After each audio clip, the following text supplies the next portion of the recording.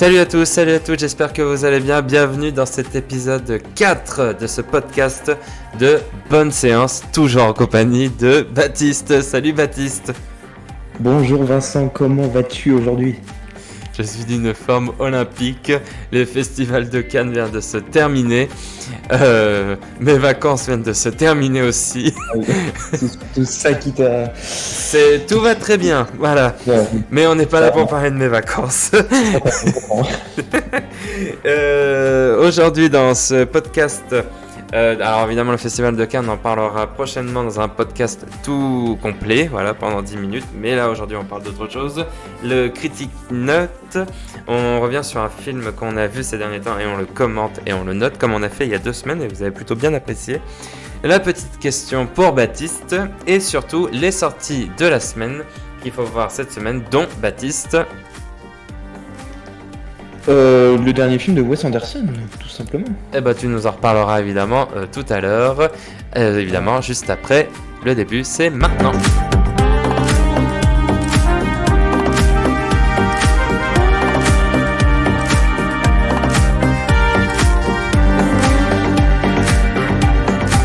Et pour cet épisode numéro 4 de Bonne Séance, on va refaire comme on a fait dans l'épisode 2, c'est-à-dire le Critic Note.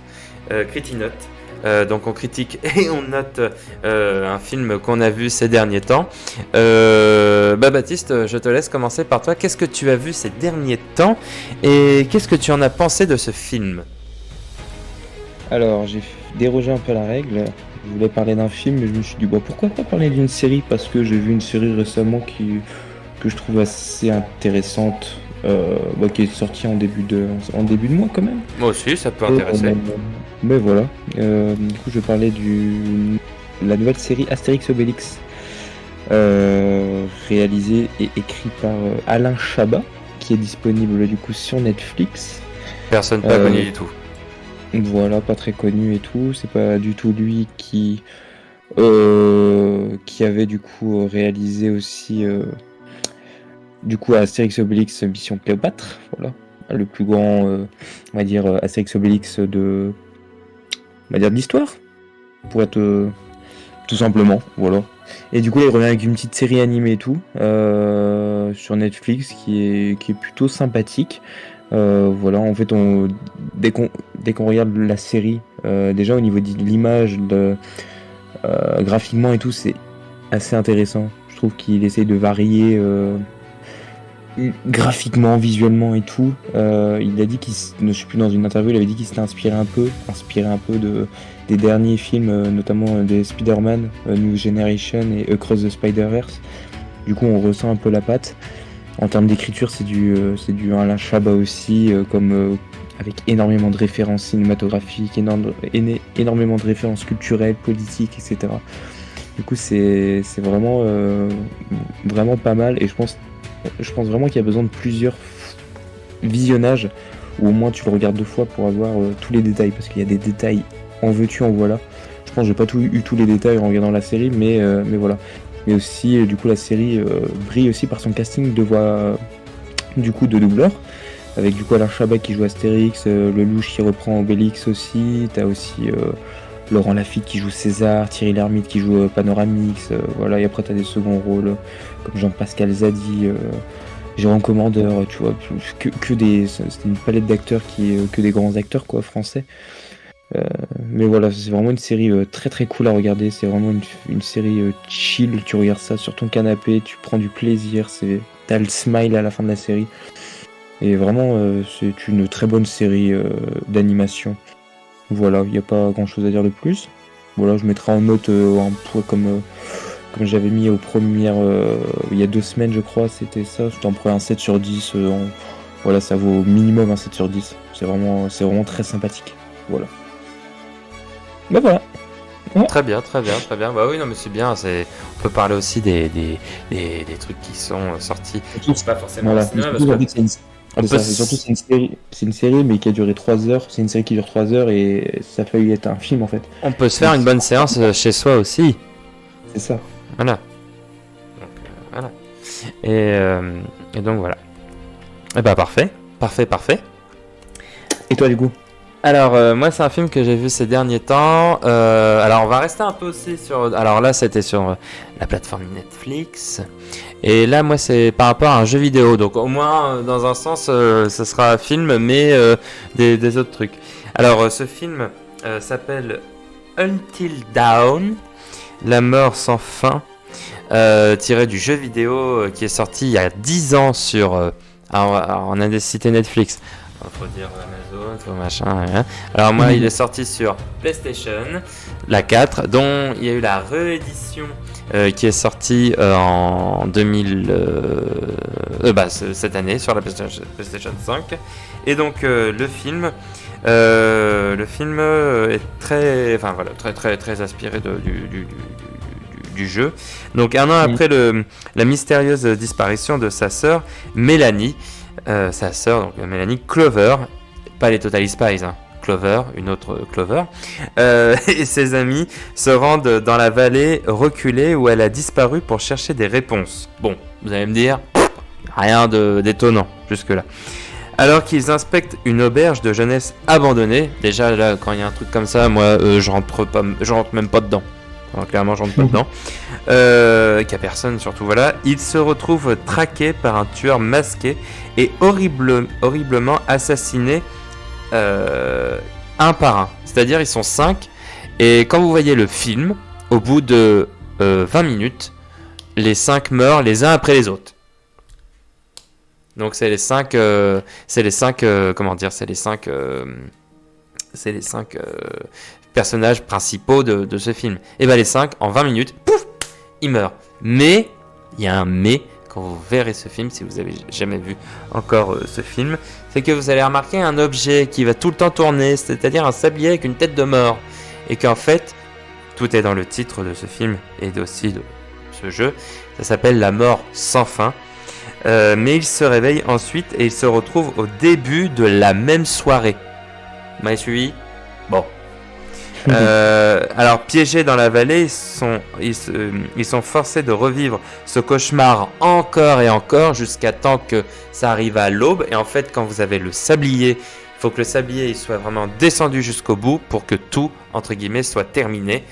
Je ne dis pas la fin, comme ça vous verrez la fin s'ils s'en sortent ou pas, tous, ou ça se trouve 1 sur 5, 2 sur 5, 3 sur 5, 4 sur 5, mais voilà. Mais à chaque fois, la menace du tueur est différente, parce que du coup, il y a différentes façons de mourir, entre guillemets, que même à un moment, ils se sont dit, allez, ils ont tellement... En fait, ils savent pas le nombre de vies, mais ils ont dit, ouais, au pire, c'est pas grave, tu me tues, carrément, tue-moi. Enfin, tue-moi. Donc au début, c'était pas une partie de plaisir, mais après, c'est une vraie partie de plaisir. Donc voilà. Alors, donc faut survivre jusqu'à l'aube. Ce film est réalisé par David Sandberg, donc réalisé par Sony et évidemment post-production, c'est PlayStation. Donc voilà. Ce film a été tourné en Hongrie. Voilà, dans la forêt en Hongrie, et pourtant il est américain le film. Donc voilà. Donc si vous voulez le voir, il est peut-être encore au cinéma et vous le verrez prochainement pour les sorties en DVD comme dirait, ou en cassette comme diraient les vieux. Donc voilà, la cassette qui n'existe plus. Donc voilà, ce film est interdit quand même aux moins de 12 ans. Donc voilà, après vous pouvez jouer au jeu vidéo qui est sorti, voilà, et qui est sur la PlayStation 5. Je pense que j'ai dit assez le mot PlayStation 5. Je pense. Voilà. Et du coup, de ce film, je mettrai un bon 8 sur 10. Voilà. Okay. Voilà, mais voilà, c'est tout le temps en action. Et c'est 1h43 où il y a toujours quelque chose. Il n'y a pas un moment où c'est plat, c'est vachement bien. Donc voilà. J'espère que j'ai bien vendu le film et que du coup, Sony ou PlayStation me donnera quelque chose. Voilà. Donc voilà. On va passer au jeu. La petite question de Baptiste que je vais lui poser, qui aura un rapport, je pense, avec le podcast de la semaine prochaine. Alors, je te pose la question, mon cher Baptiste, quel numéro de salle n'existe pas dans les salles de cinéma? Chez vous, est-ce que vous avez une petite idée? Notez la réponse si vous voulez dans les commentaires. Il y a un numéro de salle qui n'existe pas. Ouais. C'est-à-dire, il y a... C'est-à-dire, il y a la salle 1, la salle 2, la salle 3, etc. Et il y en a une qui n'existe pas. Ok. Moi, j'irais en vrai, vu qu'il y a pas mal d'intuitions, j'irais la salle 13. Tu vois, le numéro 13, chiffre Eh 13. bah, ton intuition est bonne puisque oui, c'est ça. Il n'y a pas Ouais, de salle. Alors, en tout cas, dans les salles Pathé et Gaumont, il n'y en a pas. Dans les autres, je ok. sais pas, les UGC, les Cinécités, enfin tout ça, je sais pas du tout si c'est pareil. Mais en tout cas, le trois quarts des salles, il n'y a pas la salle numéro 13. Ça porte Ok. malheur. Donc voilà. Ouais, je pense à ça. Ok. Donc voilà, les sorties de cette semaine. On va prendre une sortie rapidement du coup avec toi, mon cher Baptiste. C'est un film avec Benicio. de Wes Anderson. Ouais, de Wes Anderson. Voilà, Wes Anderson qui est assez connu parce que ça fait depuis une dizaine d'années qu'il réalise des films. Voilà. Il est surtout connu par sa mise en scène qui est assez millimétrée et très cadrée, qui fait très cinéma des années 20 avec à chaque fois une panoplie d'acteurs qui sont plus démentiels les uns que les autres. Et du coup là il revient avec un nouveau film, du coup qui était à Cannes, du coup c'est The Phoenician, avec notamment, là je vous dis le casting mais vous allez dire ok, ça c'est totalement normal. Scarlett Johansson, Benicio del Toro, Tom Hanks, Bill Murray, Michael Cera, Benedict Cumberbatch, Bryan Cranston, William Dafoe, voilà, rien que ça, voilà. C'est zinzin comme casting et du coup, comme d'habitude, un petit synopsis à l'affiche Benicio del Toro, voilà. Dans le rôle de Znaza Korda, l'un des hommes les plus riches de l'Europe, Mia Srelpon dans le rôle de Liesl, sa fille, une religieuse, Michael Cera dans le rôle. En fait, on regarde que le nom de ces personnages, on connaît pas trop l'histoire. Ok, mais assez intrigué évidemment. En fait, tout ce que fait Wes Anderson, c'est assez intriguant. Dernièrement, il avait fait les derniers films qu'il avait fait, il a fait Asteroid City, qui était plutôt pas mal, assez sympathique. Et surtout, moi, j'avais pas mal aimé en 2021. Il avait fait The Friend Dispatch aussi, et L'île aux chiens aussi 3 ans avant. Et vraiment, French Dispatch, c'était vraiment très sympa. Et même L'île aux chiens et tout. Et du coup, je conseille. Bon, après, il faut être fan ou être adepte à ce cinéma, parce que c'est un cinéma assez particulier, ça parle beaucoup. Caméra qui bouge pas, du coup c'est vraiment des cadres très millimétrés, très très travaillé, mais c'est pas donné à tout le monde. C'est pas un cinéma qui plaît à tout le monde en règle générale, mais ça se laisse tenter, on va dire. Voilà. Eh bien, Non, j'avais pas, j'avais oublié de. Eh bien, d'accord. Alors, du coup, oui, ce film était en compétition au Festival de Cannes de cette année. Voilà. Donc, effectivement, je pense qu'on en reparlera prochainement dans un nouveau podcast. yes. Voilà. Et ben voilà, c'est comme ça que va se terminer ce 4e épisode de ce podcast. Merci de bonne séance. Merci à tous de l'avoir suivi. Continuez à aller au cinéma. Alors après les popcorn, je vais vous faire le coup du n'oubliez pas la bouteille de soda. Psst. Voilà. Sinon, c'est pas drôle. Voilà, bonne séance chez vous, bonne séance au cinéma, bonne séance, comme vous voulez, partout. Profitez-en, voilà.